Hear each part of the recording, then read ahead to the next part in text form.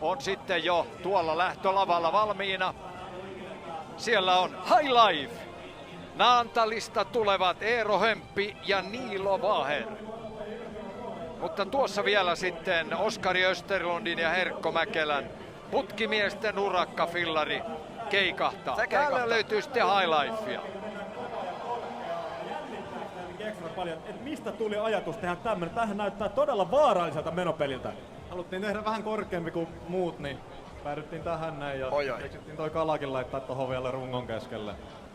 Ja tää on siis varmaan itse rakennettu, eihän tämmöstä nyt varmaan mistään löydä valmiina. Juu, ei tosiaan, et itse kyhätty koko vehje. Sen ei voi syyttää ketään muuta kuin itseään tästä näin. Se on juurikin näin. Ja kumpi teistä on takana ja kumpi on edessä? Meikäläinen tässä nyt tähän ylös menee ja Niilo sitten tossa pitää kiinni vaan takata. Jahas. Mitäs sä Juuso oot mieltä? Eikö tää näytä vähän niinku aika erikoiselta menopeliltä?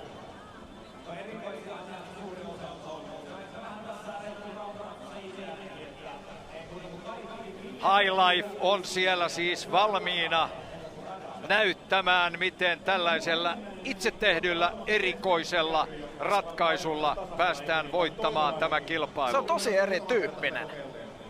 Erittäin korkea, niin kuin pojat sanoivat.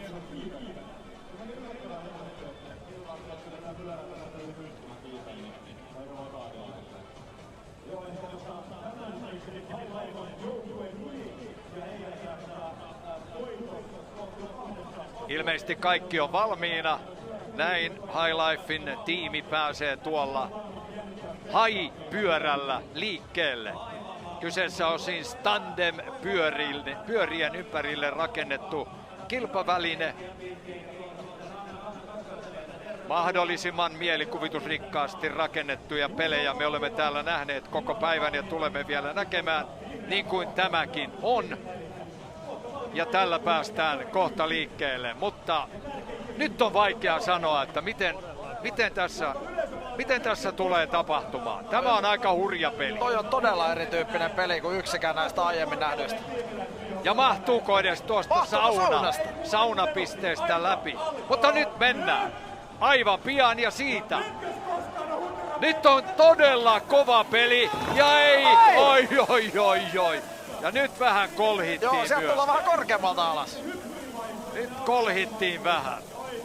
Mutta turvaliivit kannattelevat ja pojat on ilmeisesti kunnossa vai kuinka?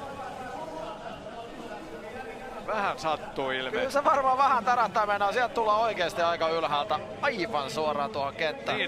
Niin oli. Mutta ei päästy pitkälle, ikävä kyllä. Ei päästy. Mutta nyt vielä hidastettuna, katsotaanpas mitä oikein tapahtuu. Siinä on jo suuria vaikeuksia, saman tien sitten lähdetään tuonne. Oi. Pojat on kunnossa ja mä en tiedä, että on niin iso fillari, että mahtaako se edes mahtua tonne sukeltajien veneeseen vai hinataanko se vaan tuossa kyljellä sitten. Katsotaan sitä, mutta oli kyllä ehkä yksi hyppyrin päälle ja varmaan yksi kovimman näköisiä kolahduksia. No ehdottomasti. Jos se oli kilpapelikin ainutlaatuinen, niin ne oli myös sitten... Oli myös kaatuminen. Oli poikien kaatuminenkin kyllä. Samalla tavalla. Hiukan pelottava, mutta onneksi kaikki hyvin. Potentiaaliahan tuossa vehkeessä olisi ollut sinänsä, koska akselin väli on niin pitkä, että se olisi kiivennyt lähes siis todella erityyppisesti yli kumpareikon, mutta sitä me ei valitettavasti tulla näkemään. Eero Hömppi ja Niilo Vaher Naantalista.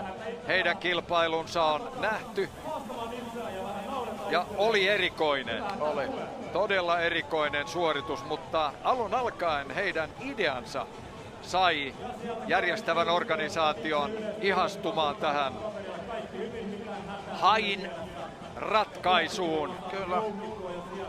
Kuski ajaa korkeammalla ja toinen sitten varmistelee siellä takana matalammalla normaalikorkeudella.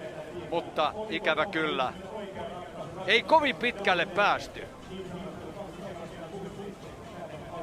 Ja lisää hullunkurisia pelivälineitä tulemme näkemään. Romurinsessat muun muassa seuraavana, mutta ensin katsotaan ja kuunnellaan, mitä mieltä ovat High Life-tiimin Eero Hömppi ja Niilo Vaher. Ja sattuiko heitä? Niin, ennen kaikkea se. Mielenkiintoista kuulla. näyttäisi siltä, että kaikki on ihan ok. Kyllä. Selvittiin niin sanotusti Säikähdyksellä, kyllä.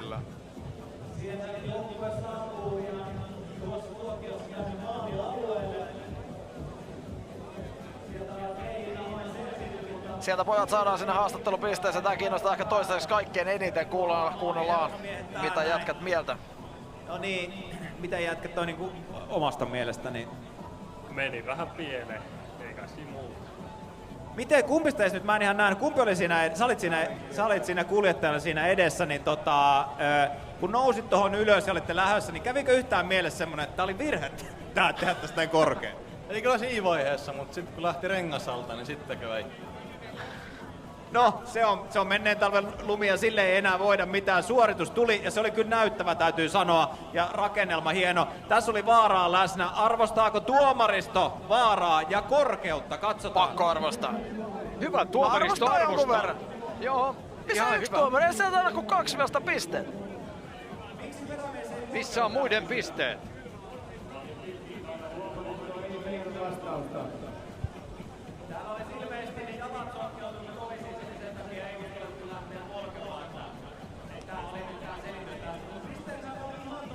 No niin, nyt Kyllä sieltä nyt jotain tulee. Ihan hyvä. Ihan hyvät. 4, 7 ja 8. Voi sanoa, että ihan kelvolliset highlife Eero Hömpille ja Niilo Vaherille. Kyllä.